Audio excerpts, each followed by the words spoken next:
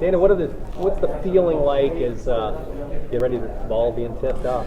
Yeah, for us it's a little different, I guess, than in the past. We have some expectations this year. It's a welcoming feeling for us. Not that it means that you're going to be one of the better teams when it's all said and done, but we'd much rather be picked closer to the top than at the bottom. Most of the times you ask coaches about projections and they're like, whatever, it doesn't mean anything. But I guess when you're picked higher, you might be more inclined to say, yeah, I like it. Yeah, a lot of that is coach talk, which is fine. And in my locker room, I do give a lot of coach talk. But the reality is it's a testament to the guys that have been here the last 2 years that they've been able to at least change the image of our program. Even if it's just for today, we still have to go out there and continue that process. What has to happen this year for you guys to take that next step? Well, consistency in our performance. Guys have to understand that they're not responsible for where the program is right now. The guys that left are, and they have to step in and do their job, and hopefully they can do it just as good, if not better. Is it unfair this is only a 2 bid league team, because it's a pretty powerful mid-major conference? I think it's unfair because the 2 teams that are in our league are, in terms of Murray State and Belmont, are 2 of the best mid-majors in the country.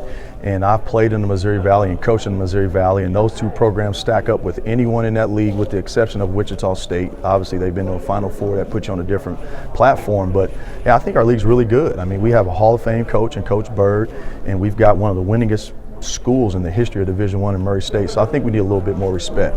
You mentioned Belmont. I mean, they've been so consistent since they joined the league. From where you sit, what's the key to having that consistency year after year? They've got unbelievable character. Coach Bird's awesome. Their best players seem to be their hardest workers. You never hear about them getting in trouble. They're always winning academic awards. It's just consistency and being excellent in everything they do, and they carry themselves in a first-class way, and I think that goes a long way. Is it frustrating to see them at the top always? Not in a frustrating, like, oh my God way, but to see what year after year after year where they are? No, I mean, I think it's 2 different worlds for us. I mean, they have to run, their program the way they do. We run ours the way we do. I think it's good. I mean, it gives you somebody to shoot for. It's right down the street. And like I said a couple years ago, if we can get our program to where theirs is, then I feel like that's a good problem to have. I know you guys say 1 game at a time. Is it hard not to circle that Duke game on the calendar and kind of look forward to that? For sure, because people are already asking for tickets, right? No, but Duke's going to be probably, I would imagine, the #1 team in the country at that time, unless someone beats them.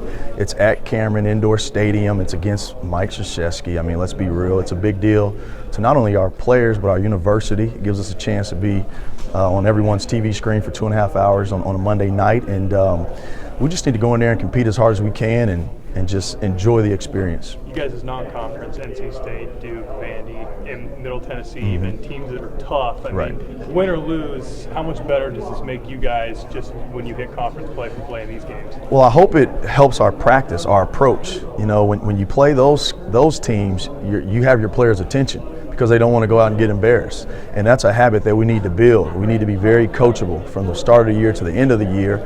And if we do that, then once we start playing teams who we feel like are more on our level in terms of talent and resources, that should help us. Well, very good.